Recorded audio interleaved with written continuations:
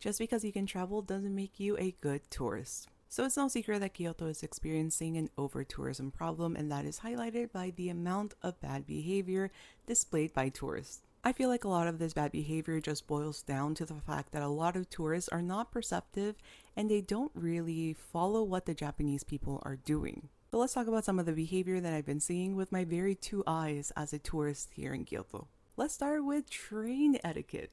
So, for the most part, Japanese people, when they're walking through a station, they keep to the left. So, also do the same. You're understanding that tourists are going to be carrying their big luggage and bags and stuff, so they're okay with that as long as you don't inconvenience them. So please, if you need to stop and look at a map, don't stop in the middle of a busy pathway. Instead, pull over to the side against the wall and you won't bother anyone. Once you get into the train, be mindful of your surroundings, especially if you have a large backpack. I saw a man hit an old elderly man with his ginormous backpack trying to squeeze in into a train. For the most part, Japanese people, if they have a backpack, they carry it in the front. Sometimes you're not able to carry it in the front because you're also carrying other stuff, and then you just have to wear it on your back, but just be careful of your surroundings. And same thing goes with your big luggage. If people need to actually exit or enter the train, just make sure not to block the path.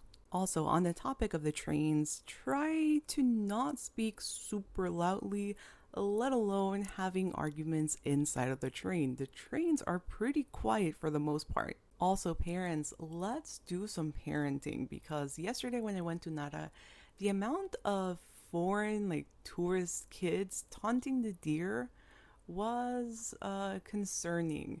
Like full on chasing after them. The deer are trying to run away, and the parents were not doing nothing. I got so mad seeing this like 12-year-old boy taunt deer.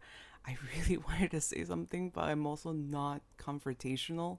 So yes, the parenting job doesn't end when you're on vacation. Also, the next one goes to anyone, but if you go to a temple, the steps there are not for you to sit down and have a snack because people actually use the temples to pray. The amount of people that I've been seeing just like sit down on a step at the actual temple just to like have a drink, a snack, calm down. It's like, and then there's Japanese people coming and praying. Like, it's just read the room. Honestly, there's more things, but when in doubt, just do as the locals do and be respectful when visiting another country.